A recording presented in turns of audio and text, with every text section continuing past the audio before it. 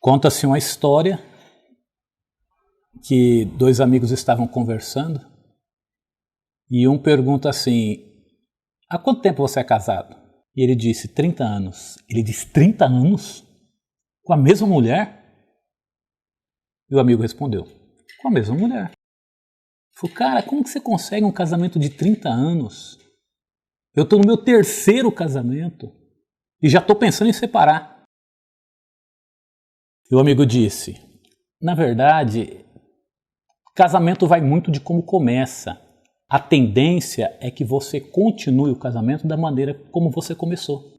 E o amigo perguntou: como assim? E ele respondeu: quando eu me casei, a minha esposa tinha um cachorrinho. E um dia nós chegamos em casa, o cachorrinho tinha roído a vassoura. E ela olhou para o cachorrinho e disse: Uma certa ocasião nós saímos e quando nós voltamos, o cachorro tinha roído a calota do carro. E ela olhou para o cachorro e disse: 2. Saímos em uma outra ocasião e quando nós abrimos a porta da sala, o cachorro tinha roído o salto do tamanco dela. Ela olhou para o cachorro e disse: 3. Catou um pedaço de pau e saiu correndo atrás de cachorro e bateu tanto nesse cachorro que de repente o cachorro começou a rodar em volta da casa, ela correndo atrás com aquele pedaço de pau. E a hora que eu vi, me desesperei. Entrei na frente dela, abri os braços e falei: para, mulher! Tá ficando louca! Vai matar o cachorro! E ela olhou para mim e disse: 1. E nós estamos aí, numa boa, casada há 30 anos. É claro que casamento não é isso, né? Imagina que o seu marido ou a sua esposa seja uma barra de ferro e você queira modificar o formato dessa barra de ferro. Você tem duas opções. Ou você usa pressão, como se fosse uma prensa, ou você usa martelo, pancada. É muito provável que quando se usa pressão, a peça se rompa. E quando se usa a marretada, vai gerar marcas nessa peça que provavelmente o tempo não vai apagar. O que eu quero dizer com isso? Que muitas vezes nós queremos ver mudança no nosso cônjuge, na esposa ou no esposo, e nós partimos para esse tipo de atitude para ver essa mudança. Queremos sob pressão, queremos na base da insistência ou muitas vezes na base da pancada, na base da marretada. Eu tenho aconselhado casais há muitos anos e tenho aconselhado diversos casais. E uma coisa que a experiência me mostra é que se tiver que ter mudança no cônjuge, não vai ser na base da pressão. Muito pelo contrário. A gente tem visto casamentos que têm sido destruídos, casamentos que chegaram ao divórcio, justamente pelo fato dos casais insistirem nesse método. E qual que é o método que eu recomendo aos casais? O que possibilita a uma barra de metal mudar a sua forma? Mudança nas condições. Por exemplo, se nós pegarmos uma barra de ferro e aquecê-la, nós conseguimos modificar a sua forma. Então perceba que para haver modificação, as condições têm que ser ideais. Por que muitas vezes os casais não conseguem a mudança que eles querem no seu parceiro, no seu companheiro? Porque não conseguem promover as condições ideais. Você já namorou, com certeza? E você facilmente se lembraria de grandes loucuras que você fez pelo amor da sua vida. Grandes distâncias, grandes sacrifícios, talvez grandes gastos. Por que se fazia isso no namoro? Por que no namoro se percorre grandes distâncias para ver a namorada? Porque as condições são ideais. A fogueira do amor está completamente aquecida. E aí as modificações acontecem. A namorada pede alguma coisa, o namorado faz. O namorado pede alguma coisa, a namorada faz. E por que depois que o casamento ocorre, essas modificações elas vão ficando mais escassas? As pessoas não procuram mais mudar o seu jeito para fazer o parceiro feliz? Justamente porque as condições se perdem ao longo do tempo. Eu quero ler um texto bíblico para embasar o assunto que eu vou falar. Mateus capítulo 7, verso 12, nos diz assim: portanto, tudo que vós quereis que os homens vos façam, fazei-lho também vós, porque esta é a lei e os profetas. O que eu quero dizer com isso? Você quer mudar o seu cônjuge? Só existe uma maneira: mudando você mesmo. Talvez não fosse isso que você esperava ouvir, mas eu te garanto que esse é o caminho mais curto para encontrar harmonia dentro do casamento. Eu tenho encontrado pessoas, tenho aconselhado pessoas, nem todas elas têm me ouvido de primeira mão, e algumas insistem no seu método até que se rendem, até que percebem que o seu método não vai chegar a lugar nenhum. E eu costumo dizer para elas: você já tentou o seu método? Você já fez da sua maneira? Se você continuar semeando a semente que sempre semeou, vai colher os frutos que sempre colheu. Então eu convido essas pessoas a semear a minha maneira. E eu posso dizer que 90% das pessoas que fazem isso conseguem obter bons resultados. Quando a gente começa a promover a mudança em nós mesmos, nós estamos mudando as condições, nós estamos melhorando as condições para que a mudança aconteça no nosso parceiro. E como é que eu faço isso? Eu costumo sugerir às pessoas o seguinte: mostre ao seu parceiro o quanto você o ama. E as pessoas normalmente me dizem: mas eu faço isso. E eu pergunto: como é que você faz? Normalmente mulheres me dizem: eu lavo, eu passo, eu cozinho, eu cuido das crianças. Normalmente maridos me dizem: eu não deixo faltar nada em casa, eu supro as necessidades da minha família. E aí é onde eu quero chegar. Quem disse que essa é a maneira principal pela qual seu parceiro se sente amado? O que eu quero dizer com isso?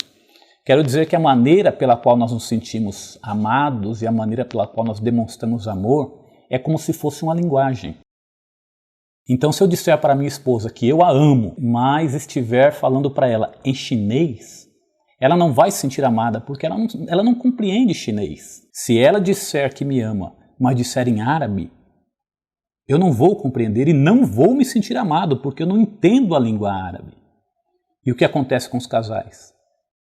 Com o passar do tempo, com o passar da convivência, eles começam a demonstrar amor aos seus parceiros, mas de acordo com a concepção deles. Ou seja, eles acham que a esposa está se sentindo amada, a esposa acha que o marido está se sentindo amado com aquela demonstração de amor. Mas muitas vezes não é isso que o marido ou que a esposa gostaria do seu parceiro. Sendo assim, eu quero levantar aqui pelo menos 5 maneiras pelas quais as pessoas podem demonstrar amor: tempo com qualidade, toque físico, presentes, serviços e palavras de afirmação. Eu tenho encontrado nas minhas palestras casais que, quando a gente coloca para conversar, algumas dinâmicas que a gente faz, a gente começa a perceber que a maneira como demonstra amor não é a mesma língua e a partir daí a pessoa não se sente amada. Eu tenho encontrado maridos, por exemplo, que quando a gente começa a conversar, eu pergunto: como é que você demonstra amor para a sua esposa? E ele me diz: olha, eu não deixo faltar nada em casa. A gente cuida muito bem dos nossos filhos, não falta nada em casa. E dentro dessas dinâmicas eu pergunto para a esposa: você se sente amada? E ela fala: não. Eu disse: por quê? Ela falou assim: porque faz muitos anos que o meu marido sequer fala que ele me ama. Ele é um bom marido?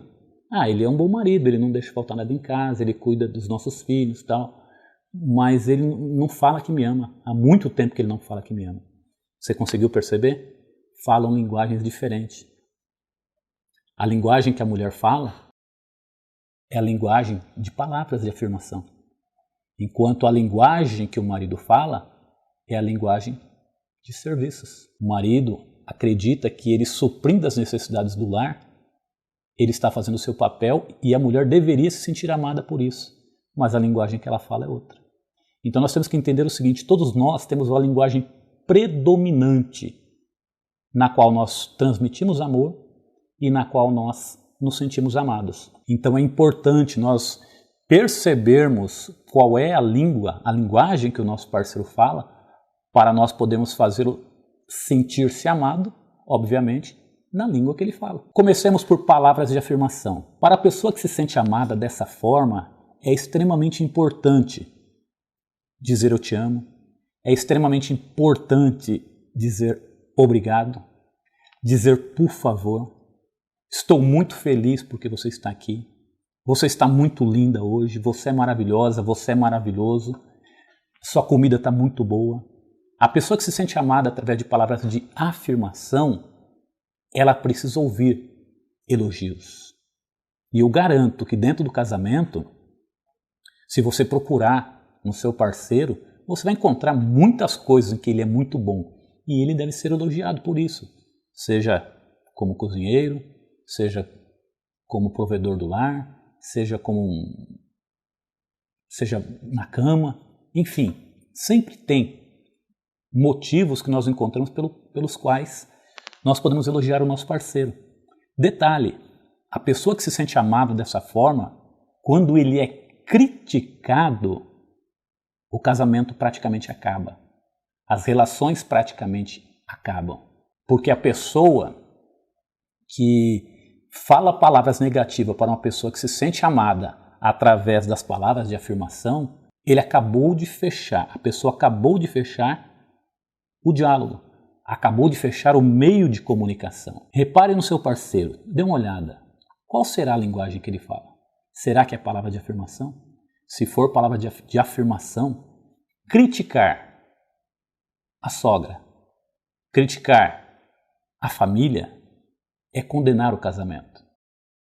Se a tua esposa ou se o teu esposo fica extremamente irritado quando alguém critica a família dele, palavras de afirmação é a linguagem pelo qual ele se sente amado. E aí, qual que é a estratégia que nós devemos fazer? Elogiar essa família. Buscar alguma verdade que possa ser elogiada na família. Afinal de contas, ninguém só tem defeito. Outra linguagem é a linguagem do presente. Para a pessoa que fala essa linguagem, datas comemorativas são extremamente importantes. Aniversário de casamento é extremamente importante.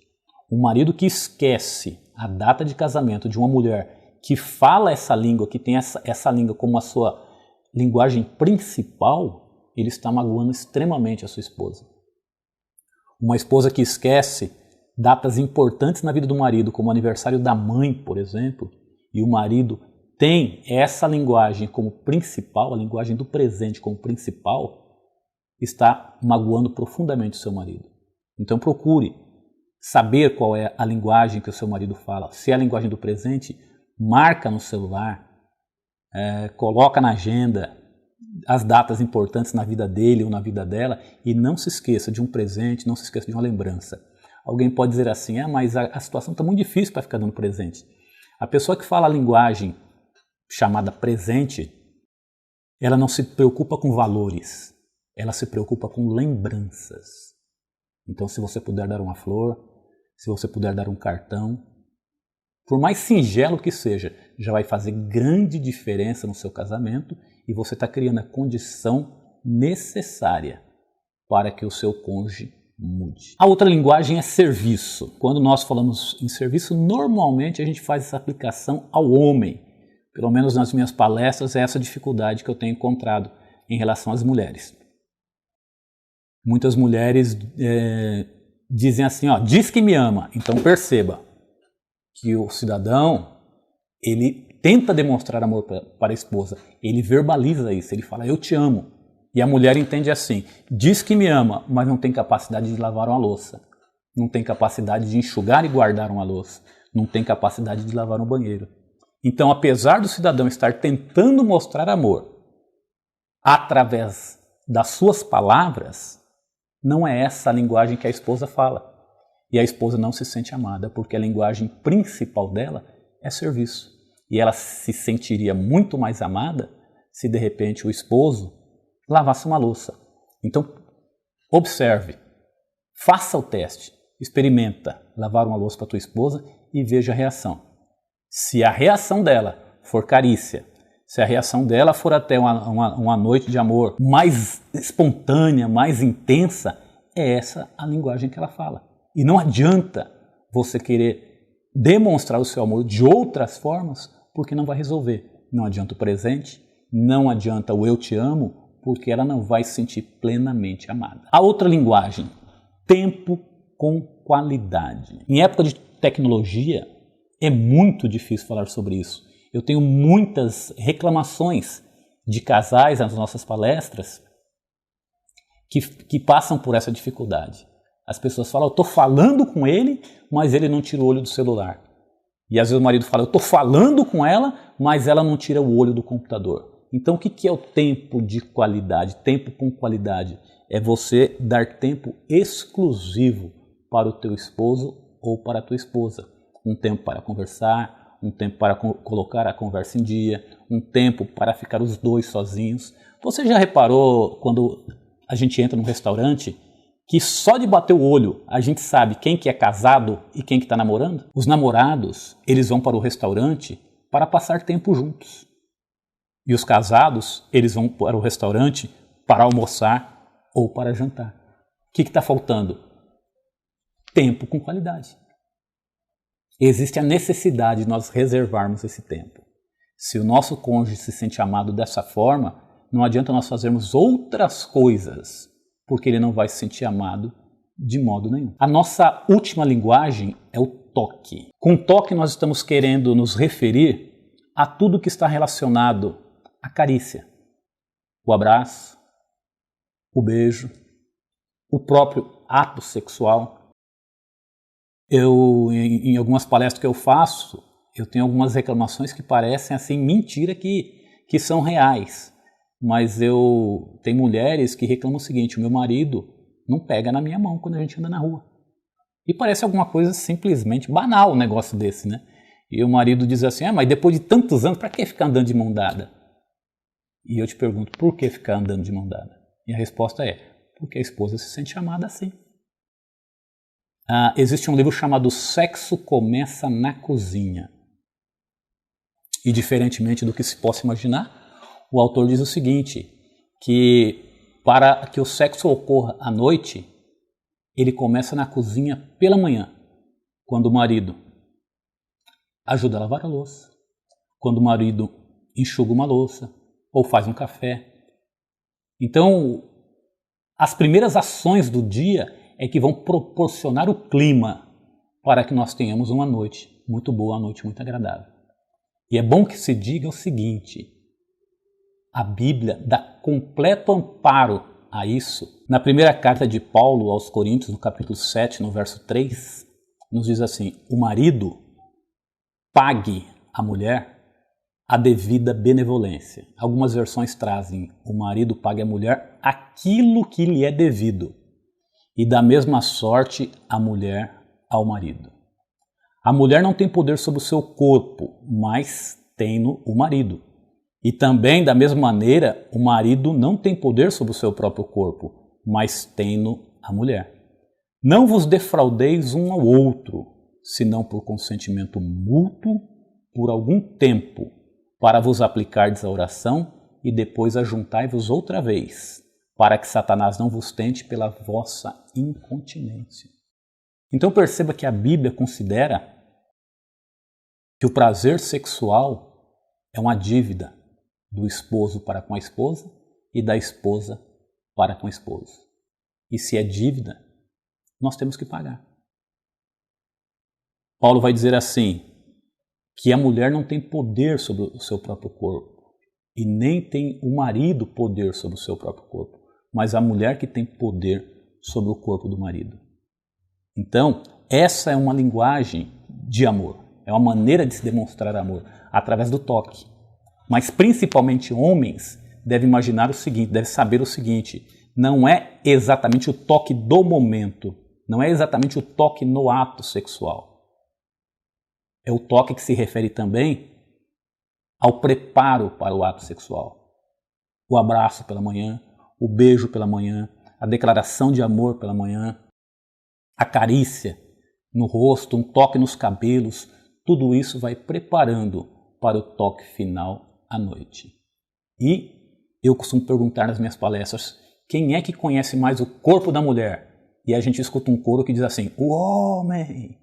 E eu falei, será? Aí as pessoas refletem um pouquinho mais e falam assim, a mulher. Exatamente. Quem conhece mais o corpo da mulher é a mulher. Então, o que eu quero dizer com isso? Que o homem, ele está sempre pronto e não tem novidade na sua anatomia. Mas a mulher precisa de um pouco mais de cuidado. E é a mulher que deve orientar o homem quando sente essa dificuldade. Eu me lembro de uma ocasião, numa palestra, que um cidadão me chamou, a palestra tinha terminado, nós tivemos um jantar, na hora que eu estava saindo, ele me chamou e disse assim, eu queria conversar com você. Eu falei, pois não. E ele disse, eu estou com um problema muito sério no meu casamento. Eu falei, se você quiser se abrir comigo.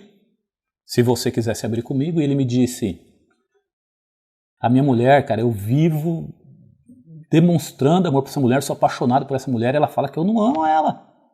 Eu falei, como é que você faz para demonstrar amor para tua esposa? Ele disse, cara, eu lavo, porque ela está trabalhando e eu estou desempregado, então eu lavo, eu passo, eu cozinho, eu cuido das crianças e ainda assim ela fala que eu não amo.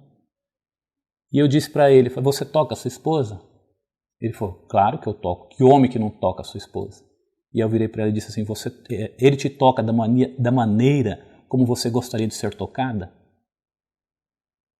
E ela disse não. A hora que ela disse não, ele olhou com aquela cara assustada para ele e falou assim, como não? É claro que eu toco. Eu falei assim, veja bem, nós estamos falando da maneira como ela gostaria de ser tocada. E eu disse, e vocês já conversaram sobre isso? E ela disse não. E eu falei, por quê? Eu falei, não sei. A gente simplesmente nunca conversou. Mas nesses anos todos, eu nunca fui tocado da maneira como eu gostaria. Então perceba que a base do casamento é o diálogo. A base do casamento é a transmissão de amor. Como é que as pessoas se sentem amadas? Se eu não descobrir como que a minha esposa se sente amada, como é que eu vou fazer a minha esposa se sentir amada? Como é que eu vou demonstrar para minha esposa o quanto eu a amo? Então existe essa necessidade de nós observarmos o nosso cônjuge e ver o que é que faz bem para ele, como é que ele se sente bem. E falarmos a linguagem dele e fazer então ele se sentir amado. Quando nós fazemos o cônjuge se sentir amado, nós criamos as condições para que haja mudança no nosso parceiro. Nós alteramos, nós deixamos as condições ideais para que ele queira mudar. Então perceba que você não vai forçar uma mudança, mas você mudou a você mesmo, está demonstrando o seu amor para o seu cônjuge e ele percebeu isso. Ele está se sentindo amado e agora ele quer retribuir. E ele vai fazer isso como? Tentando descobrir como é que você se sente amada para retribuir esse amor. Se você gostou do tema do nosso vídeo, deixe o seu like. Não se esqueça de acionar o sininho das notificações para que você receba em primeira mão à medida que nós estamos postando coisas novas por aqui. E compartilhe. Conhece alguém para quem esse vídeo vai ser relevante? Compartilhe com essa pessoa.